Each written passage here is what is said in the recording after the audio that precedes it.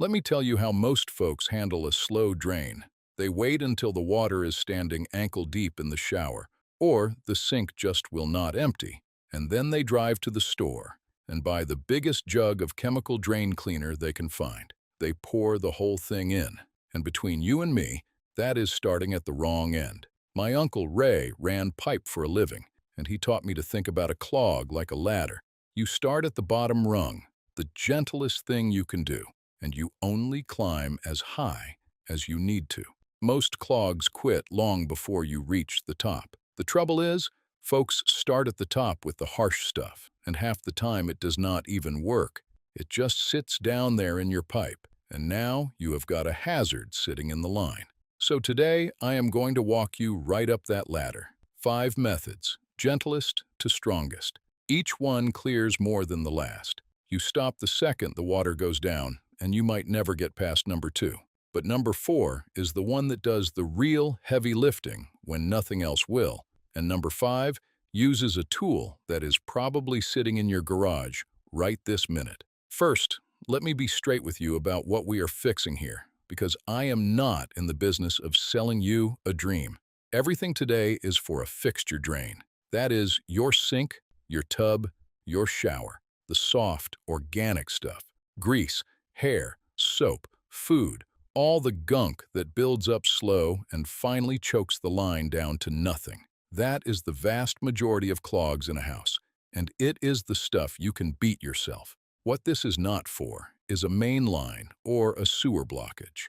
If every drain in the house is backing up at once, or the toilet gurgles when the washing machine drains, that is deeper than a fixture, and it wants a proper auger or a pro. I will tell you honest when you are out of my depth. This also will not move a solid object a kid dropped down there, and it will not chew through hardened mineral scale. Soft clogs. That is the ladder today. And let me hit the money, because this is the part I love.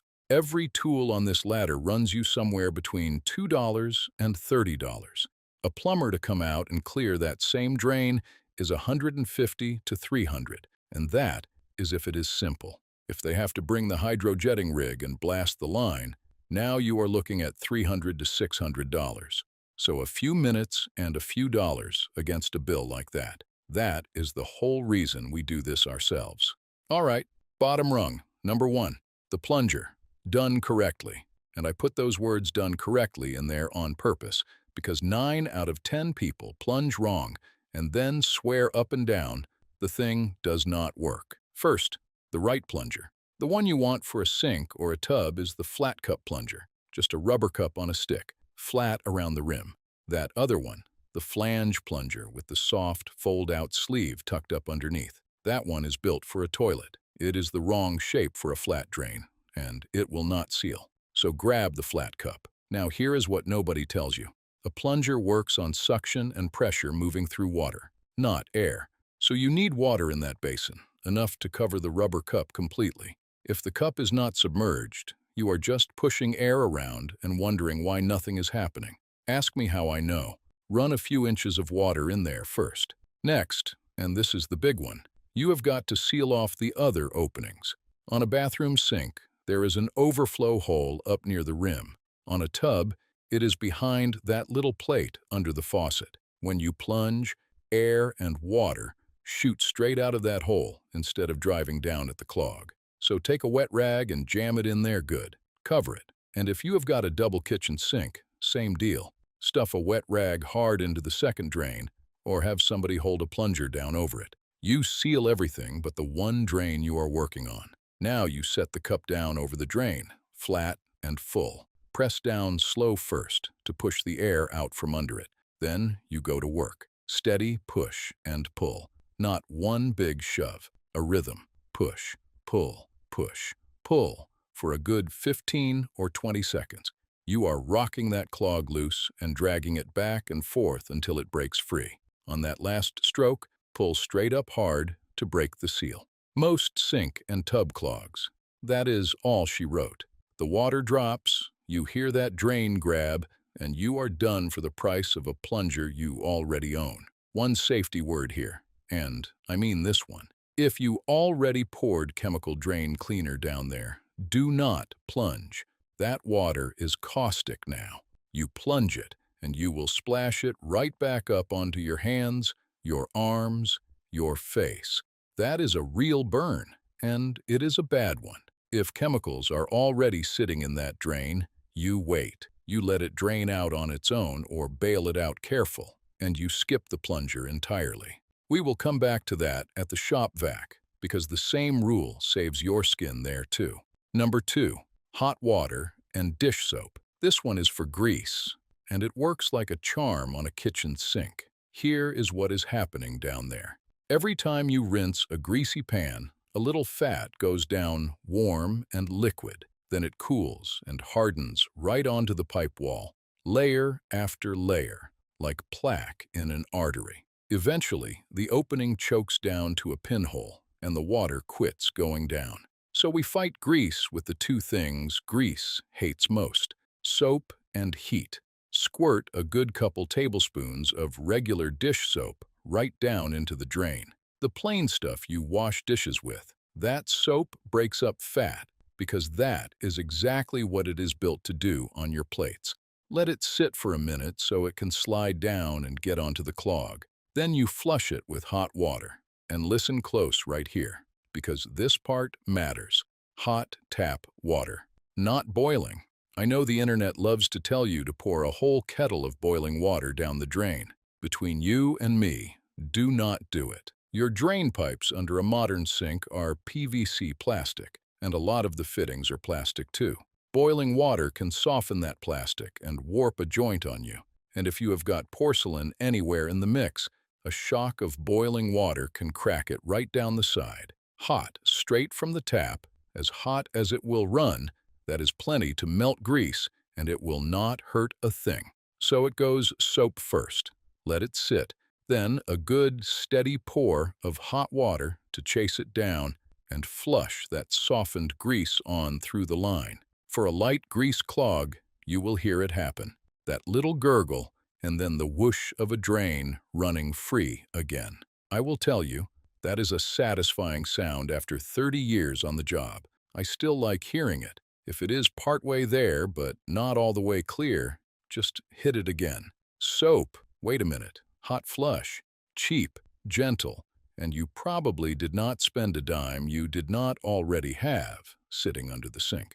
Real quick, before we bring out the heavier tools, if these first couple fixes just saved you a plumber bill, that is exactly why this channel exists.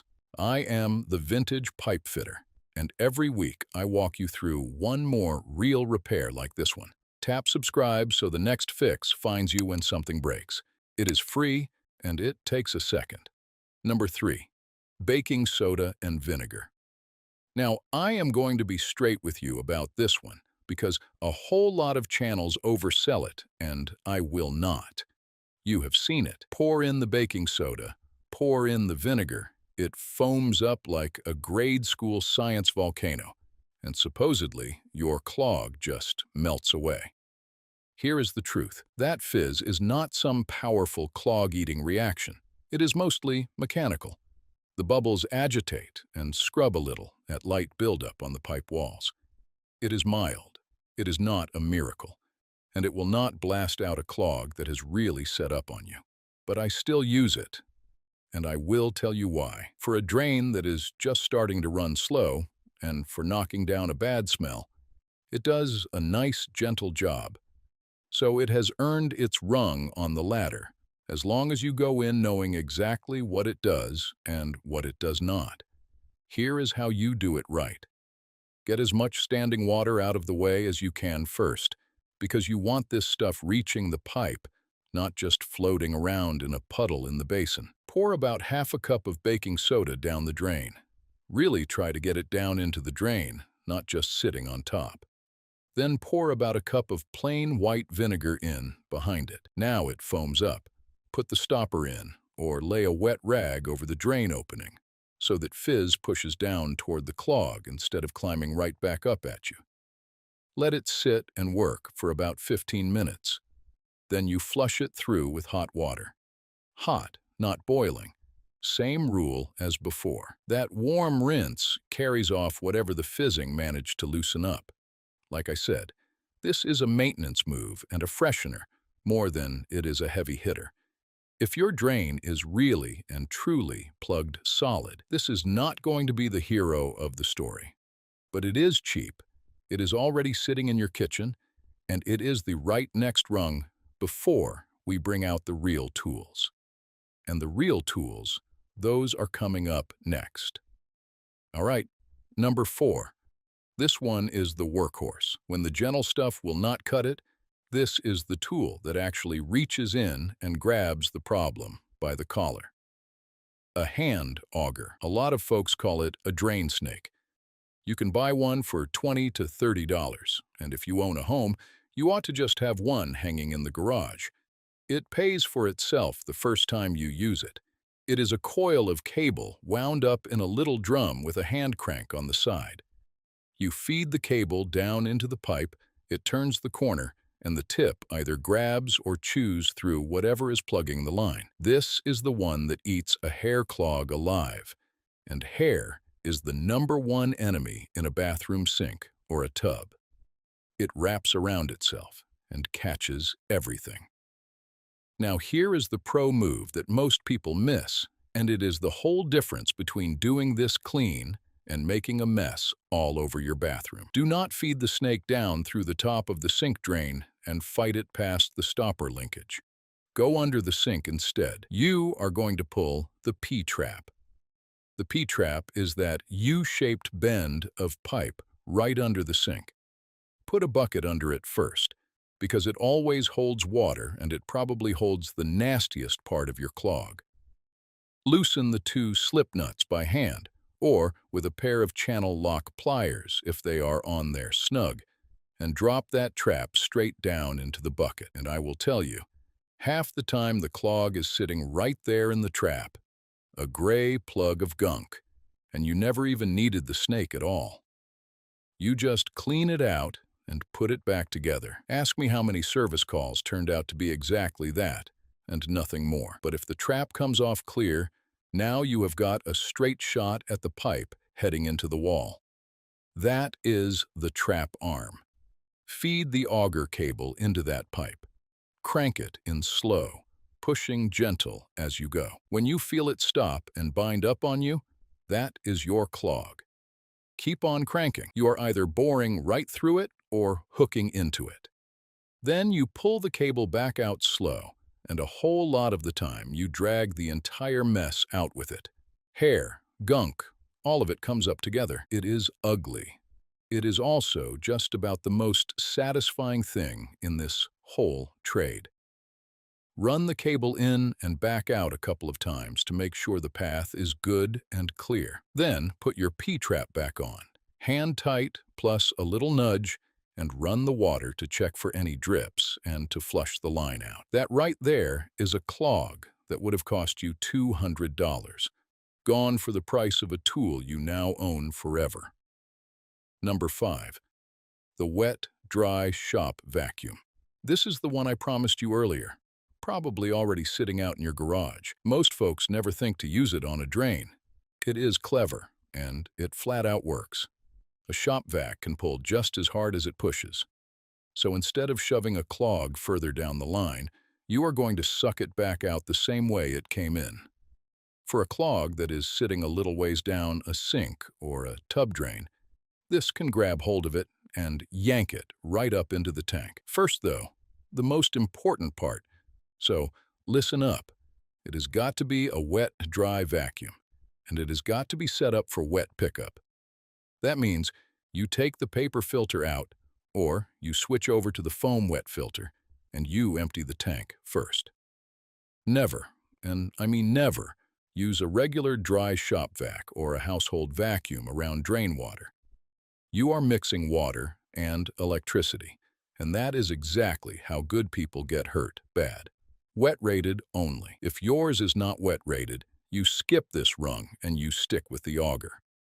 Once it is set up for wet, here's the trick to it. You need a good seal over the drain opening. Take the hose end and press it down tight right over the drain. An old plunger head with a hole cut through it makes a real nice gasket, or you can just bunch a wet rag around the hose to seal up the gap. You want that vacuum pulling on the drain, not sucking room air from around the edges. Cover up that overflow hole again too, same as we did with the plunger, or the vac just pulls air straight through it and does nothing. Then turn it on and let it pull. Give it a good 10 or 15 seconds. A whole lot of the time you will actually hear the clog let go and come rattling up the hose into the tank. It is nasty. It is also effective as anything, and here is my safety word for this one. Same as the plunger. If there is chemical drain cleaner sitting in that water, do not put a vacuum on it. You will pull that caustic water up and splash it around, and you can burn yourself or wreck the vacuum motor. None of the suction or plunging methods are safe until that water is gone and flushed. And that, right there, is the honest reason I tell folks to climb this ladder from the bottom instead of reaching for the jug. The gentle stuff never leaves a hazard behind to splash back in your face. So there is your ladder. 5 rungs, gentlest to strongest, the plunger done right. Hot water and dish soap for grease. Baking soda and vinegar for the light stuff and the smell. The hand auger for the real clogs, and the shop vac to pull one back out. Somewhere on those 5 rungs is the answer to near every slow drain in your house, and you climbed it for pocket change instead of a service call. But I promised you a bonus tip, and this is the one that means you just might not see me again for a good long while, because the best clog of all is the one that never gets to form in the first place.